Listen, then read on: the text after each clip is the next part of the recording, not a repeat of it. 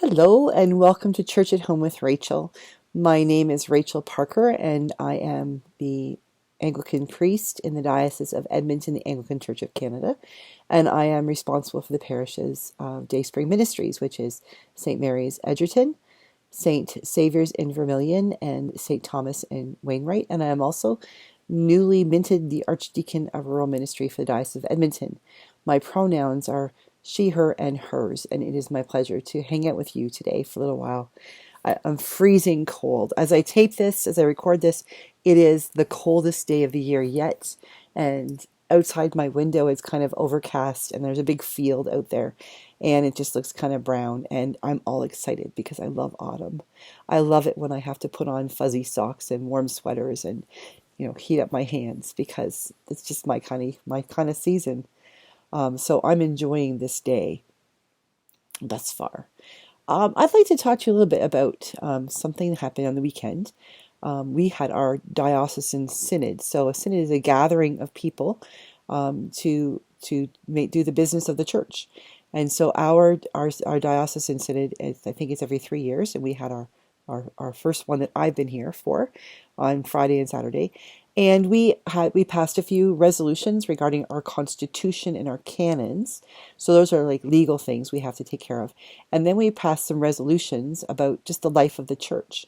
One of them was, referred to yesterday a little bit, about making our churches safe places, recognizing people from the LGBTQ two-spirited inquiring and allies plus group, and how important it is that we do the work of making sure that our churches aren't just affirming places where people know that they can come and technically be accepted, but that they actually become places where people are accepted, where they're safe, where it is a safe environment, where there's people to talk to, people who just sit beside, who they don't have to question, am I safe with this person?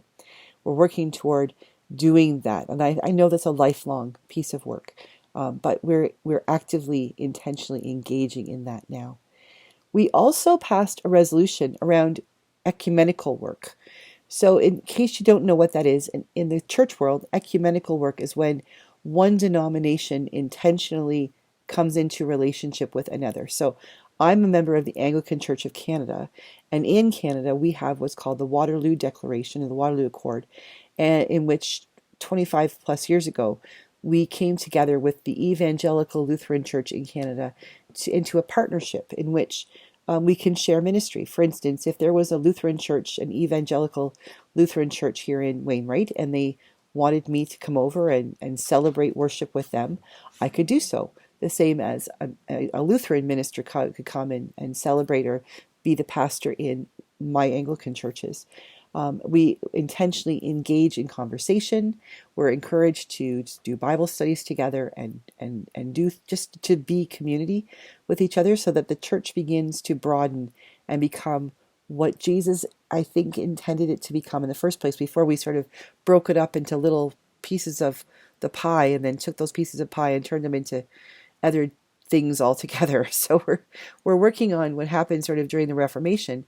We're doing the intentional work of bringing the big church, back together, and it's taken centuries. It will probably take many more, but we're working on that. So we had a resolution in which several points were made that we will intentionally work with other denominational groups, other Christian groups, even if we don't currently have a formal relationship with them as a national church. Because the reality on the ground is that when things happen, they happen. For instance, there's an Anglican United Church discussion, ongoing dialogue happening in Canada, has been for years, but not a whole lot of formal stuff has come out of that. And yet, in places like Edgerton, which only has the two churches, Faith United and St. Mary's Anglican, on a regular basis, we intentionally interact with each other. Last Christmas, because Faith Lutheran didn't have a permanent pastor, we had our worship for Christmas Eve at the Agricultural Hall and invited everybody in the community, but intentionally invited members of both the Anglican and the United Church to come together to celebrate communion for Christmas Eve. And it wasn't a big whoop. It was like, yeah, this is the way we work. In a village like Edgerton, that's how the world goes. It wouldn't matter whether or not the bishop said, yes, indeed, you can work with United Church peoples. We would just do it anyway because we don't see ourselves necessarily as the Anglicans or the Uniteds.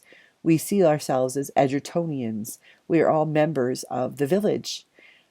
When a couple of citizens, there was a fire and a couple of citizens lost their homes, the whole village came out to help to get them food and clothing, to get the one family, moved and transported to a safe place. And people helped put up the other couple who were in difficulties. And people weren't just left on their own. The whole community came together.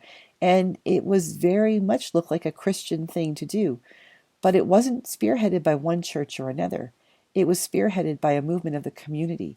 And that really is what Christian ecumenism is all about, as far as I can tell.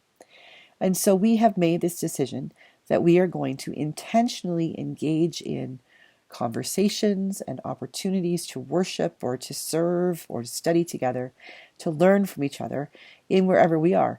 And considering my new position as the Archdeacon for Rural Ministries, I think that is incredibly fantastic.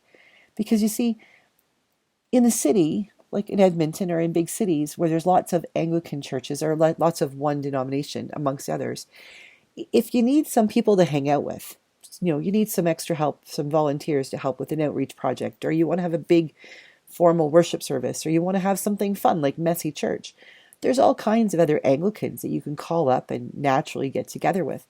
But when you're in the rural church, quite often your Anglican church may be the only Anglican church for a good 20 or 30-minute drive. But that doesn't mean that we shouldn't be engaging with other people to provide those services or those liturgies or those opportunities for fellowship or learning. We should be doing them with the other people in the area. Like in Edgerton, we work with United Church. In Wainwright, we have a ministerial, so we can work with many different churches. The Lutheran Church, the United Church, the Catholic Church, the Pentecostal Church, the Free Church, the Nazarene Church. We should be intentionally doing things together, and we do from time to time. There's always room for improvement. In Vermilion, they have an active ministerial that I haven't yet been able to get into to see what they do, but it looks like it's also an active and ongoing group that engages in community worship. They have a community worship at the fall fair, at the summer fair every year. There's other things they do together, that's the point. You see, in rural ministry, quite often, those things are grassroots. People don't wait for a bishop or an archdeacon to say, let's go ahead and do this.